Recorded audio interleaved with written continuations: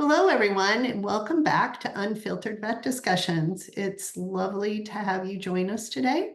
I have Phil, Stacy, David, Peter, and Cody with me. You can learn more about us at unfilteredvetdiscussions.com. You can also find us on various social media platforms and podcast streaming services. We'd love to hear from you all. So please take a moment to like, share, and comment on any or multiple platforms. Today, we are going to continue where we left off, which is how big of a difference do you want to make in the world, and when actually in your life do you want to make those differences and those choices? So Peter, I'm going to toss it over to you to expound on that title and definition. So, like any living entity, there's the beginning, the middle, and the end. And I would suggest a veterinary practice has a beginning, a middle, and an end. The beginning is whether it's a startup or you're buying an existing hospital or you're transitioning in. It's the so-called entrepreneurial seizure. And half the time you know what you're doing and half the time you're falling on your face, but you pick yourself up and you wipe yourself off and keep moving forward. At some point in time, you're always in practice, but some point in time you get better at practice. You never perfect it, although we've had an entire podcast, I believe, on perfectionism, only to find out that we can never be perfect. But you continue to practice, and then you might look to have a bigger impact. So maybe you make a bigger hospital. Maybe you make 2 hospitals. Maybe you do like Cody and want to take over the world. Or you do what I did, which is get out because you wanted to make a bigger impact on leadership and doing other things. And Stacy has her story. So I think there's a beginning, and then at some point in time, a switch flips. And you can call it a 7-year itch. If you call it that, prednisone is probably going to be just fine. You may need some Apoquel or Cytopoint or something down the road as well. But the 7-year itch, or however long it is, when you decide what's next. So gang, what's next? I jump in. I think what I see in working with a lot of folks who became an owner is exactly that. After 3, 4, 5 years, you got the ownership thing down. And there's many bumps along the way. Every time you add an associate, you're changing the nature of the practice, and the practice grows and morphs. But then there's a point where you kind of, I want more. And I think that that's where we see folks become a little more active, maybe in their state VMA, making an impact, like we're talking about, reaching out, not just impacting my practice, my team's family, and the community, but now looking maybe towards the veterinary community itself and becoming more active regionally or within the state, becoming an officer. Maybe that's also when it transfers, though, and you pick up, base jumping as a hobby, or you grow outside your veterinary skill set as a part of the passion as well. Maybe that's part of the itch. I don't know. And what type of people, as I'm sitting here listening to Peter talking about the lifestyle, and Cody, you're actively in an entrepreneurial phase, and I'm in the internet, which is entrepreneurial all the time because the internet changes all the time. And Stacy, the work that you have done on technology in your business, and Phil, the work you have done with health and mental awareness and just your constant growth. And David, your eyes on multiple people washing upon your shores. Who are these people? Do we never, can we sit still? All of us in this room, can we sit still? What is that? Once we learn something, I mean, part of the challenge of the 7-year itch or the 3 or the 5 is we're learning a new thing, right? Like David, you said, and eventually we get the thing. And then maybe we want to do base jumping, but the type of personality that we're talking about, I don't think does sitting still well. We don't like being bored. Boredom is bad, like capital letters, bold, bad, right? It's not good. Like Stacy, No, how like I have a different take on it that might Yeah. not be popular with you guys. So, well, like, what is it? well, Do tell. I don't really like look at my career and think, oh, I wanted to make an impact, so that's why I did these things. For me, it was more like Cody said, I was frustrated. I get frustrated. I don't like the way things are. So I say, well, why do I have to do it this way? And I make changes to make it less frustrating for myself.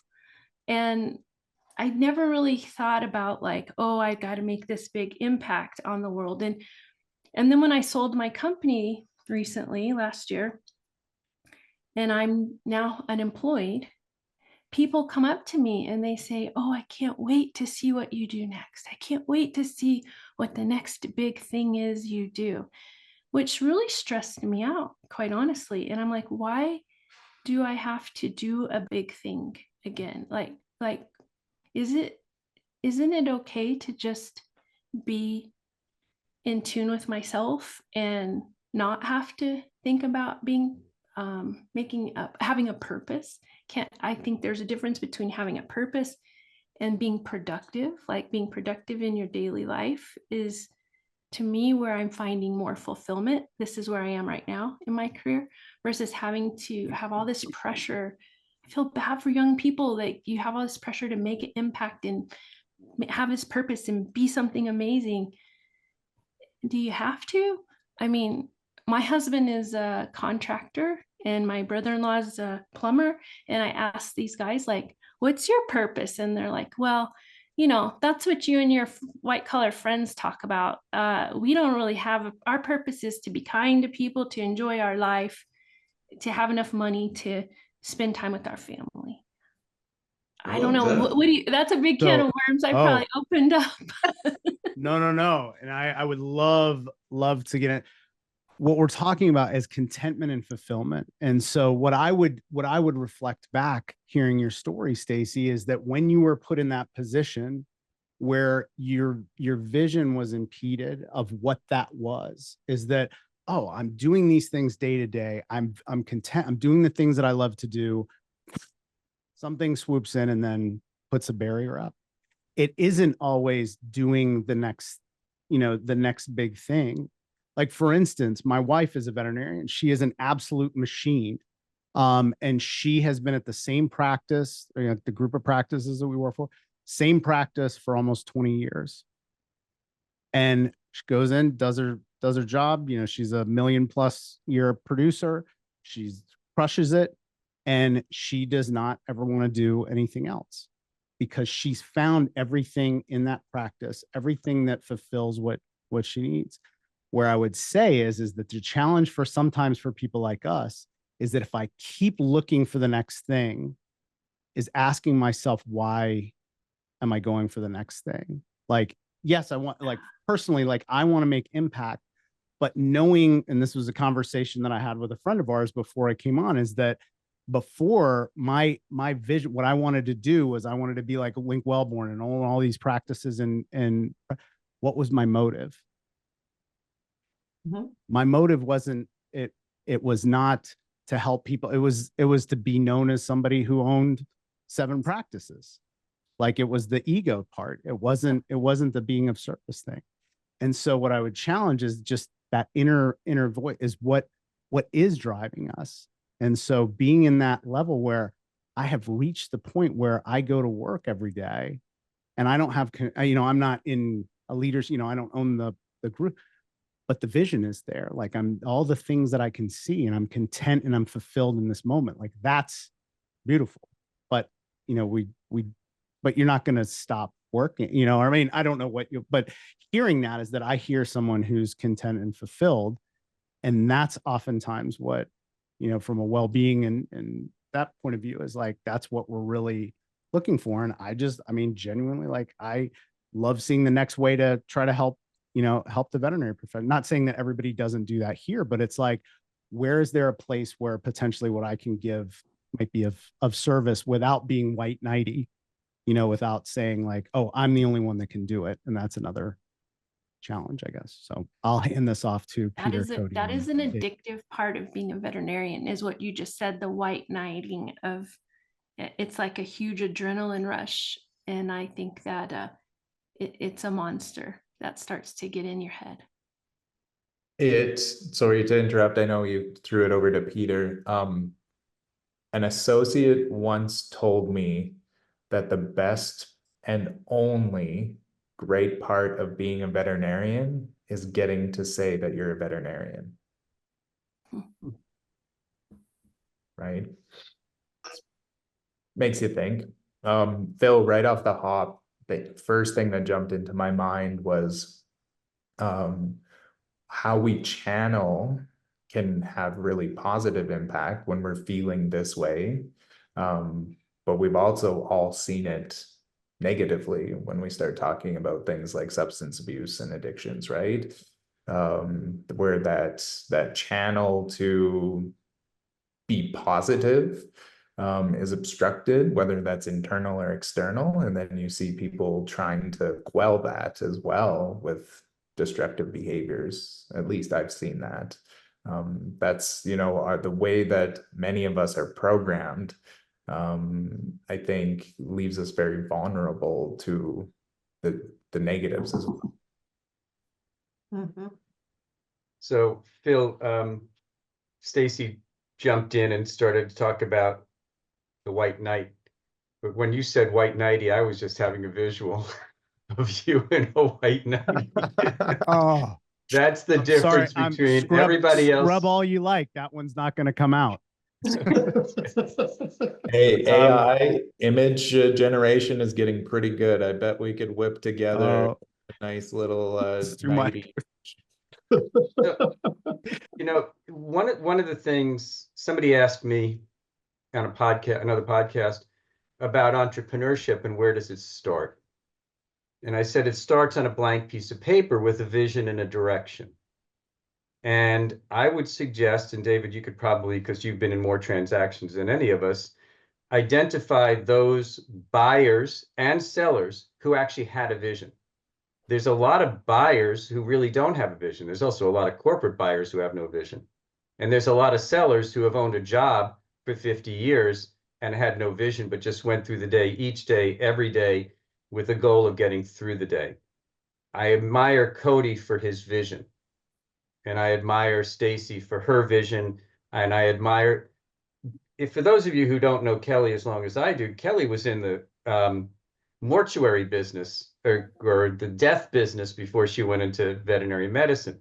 So she actually went from the dark to the light in terms of her vision from that standpoint. And Phil, your vision is now much clearer than it was because of what changes that you've been through. So I do think that part of that midlife that we're in is about the vision and the ability to grow, morph, and extend the vision. And when you can't do that any longer, then it's time to get out.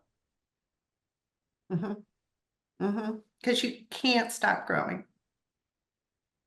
Well, As you a either business- stay there and be frustrated, Yep. or you say, why not me? Why can't I do this thing? What's Why not holding me? Why not back? now? Yeah. What's holding me back? Who is there somebody that's going to do it if I don't do it? And usually the answer is you're holding yourself back. For the indivisible shoulds, woulds, creating your own glass prison. Yeah, and then there's fear. Like you said, you're holding yourself back. Well, there's the fear, like you said, Stacy, I didn't know I could borrow $1 million to buy the practice. So, there's lack of knowledge, there's fear. And there's just sometimes where you're like, screw it, I'm just gonna go do it. That's it. Like, damn the torpedoes. Let's go figure this out as we go. And that's not always comfortable for some people and how they work. They're like, I need to know all the sides of the box before I step in the box. And I'm like, let's create it as we go. Let's build the airplane while it's flying. If you have people depending on you, that's also a whole nother ball game where you might not be able, you might not really be able to press your own agenda because you've got other people beholden to you. Right. But usually when you start, it's just a you thing when you start with very few people, right? But yeah. And then you grow and then you figure it out and then you get the bumps and then you go, wow, learned something there. Maybe I should do it differently, right? That one kind of hurt. Let's not do that one again. Or wow, that was a win. How did I make that one a win? Because sometimes ownership is just about the learning process in the journey. It's not the destination, right? And how do you pick yourself up every single day? You know, Stacy, you were in the technology world. I'm in the technology world. And the next day around the corner, we don't even know who's creating what in their garage, who's coming up with something, who has the skill set, right? You kind of have to figure it out as you go. But Peter, and Cody and David, what are the biggest fears to entrepreneurship, that the invisible misinformation that people talk about or stumble upon when starting a new veterinary practice? Well, I keep having this thought over and over again. Of course, the biggest fear is the fear of failure, right? That you're going to look stupid, that you're going to put yourself out there and do this hard thing. It makes me think of this, remind me, my historical scholar, the man in the arena. Remember this speech, right? Of you know, talking about, is it better to be the critic or to be the person who falls on their sword and fails and stumbles, but at least you stepped your foot in the arena. I Teddy remember Roosevelt. I remember somebody asking me once if you could get in a time machine and go back and talk to pre-veterinarian Cody, the one that had no idea if he would ever be able to fill his dreams of becoming a vet. If you could go back and tell them one thing, what would you tell them? And I thought about it and thought about it. And I think I would have told myself, you failed. Because if you told myself before I started on this journey that I succeeded, then I wouldn't have tried as hard, because I would have thought it was all going to work out. And the only thing that made me succeed was the fear of failure, that made me put in those extra hours, that made me strategize more, that made me be more sharp. And I've had the many opportunities to talk to lots of different veterinary professionals and different groups and analyze their businesses and look at their practices. And it all just like, it makes me shake my head and laugh that I've learned so incredibly much. And it's not from my successes, it's from my failures. So while the fear of failure is there in front of you, that failure is truly the only thing that has made me the leader that I am today. The millions of dollars that I have absolutely wasted learning these lessons, to be able to hopefully utilize those lessons now and in the future, and to help others. But yeah, that fear of looking stupid, that fear of falling flat on your face is so incredibly scary and paralyzing at times. But it's like, I'm spot on with that. And if we didn't make the mistakes, we wouldn't be able to turn around and coming back to where we started, make impacts, helping other people, we hope, maybe avoid the mistakes and find some satisfaction in doing that. But I think the fear of making the mistakes is what holds a lot of people back, giving Yes. yourself permission. So to our listeners, statistically from the banks, the success rate of veterinary practices is over 99%, which means the failure rate is less than 1%. Yeah. You really have to F it up to do that. Now, that depends on your definition of success. Because if your definition of success is all about the money, you could always be a failure because you will never potentially attain what you're looking for. Our bodies live on feedback mechanisms. Our businesses live on feedback mechanisms. Sometimes organs fail and they let us know that through different symptoms, signs that we may have. Your business is the same way.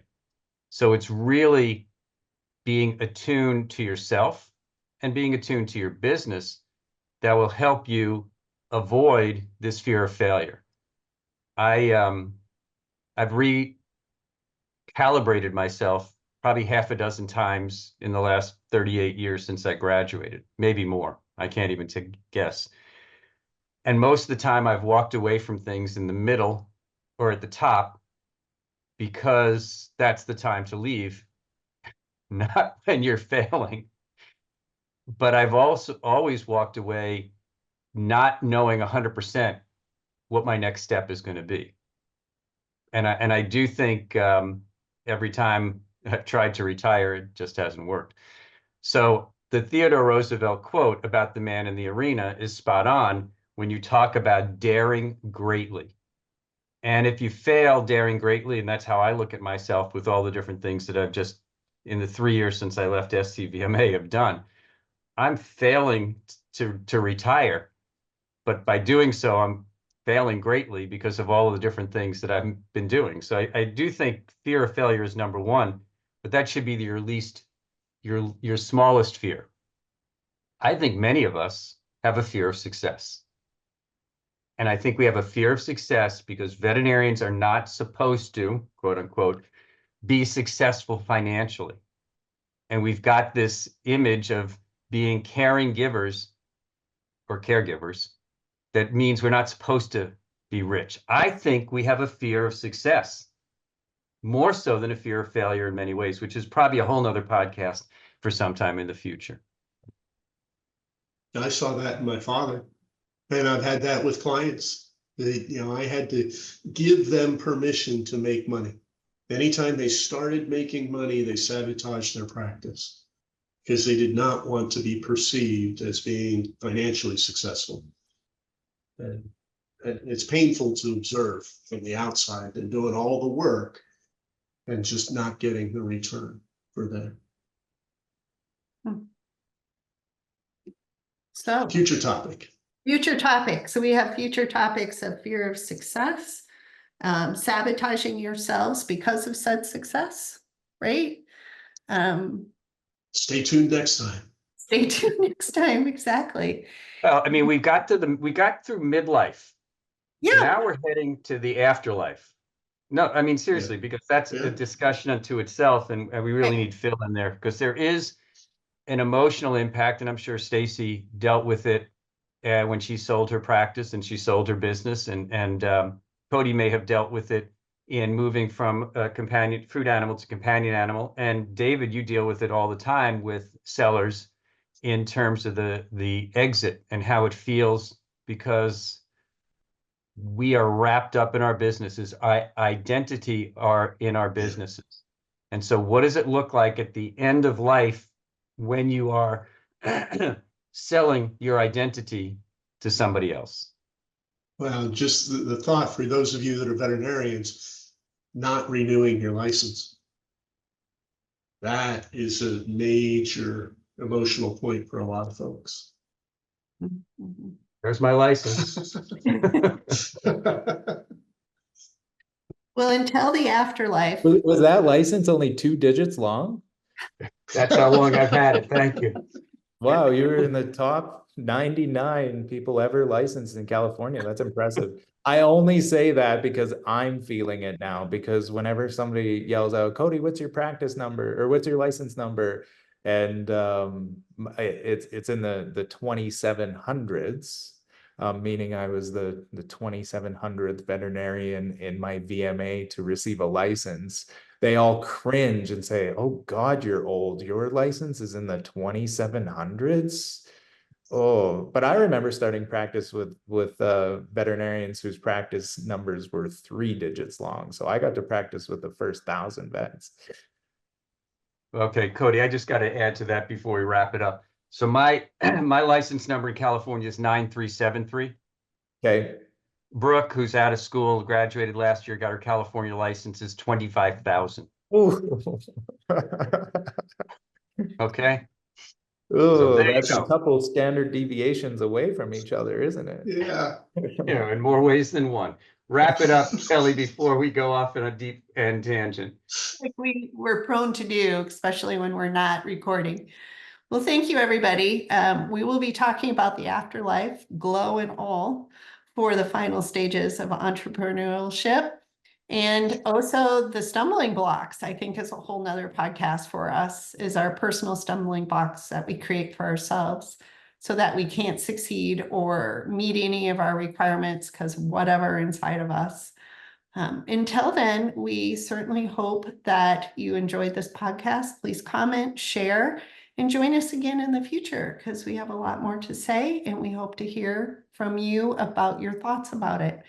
Until then, we will say adieu and have a great day.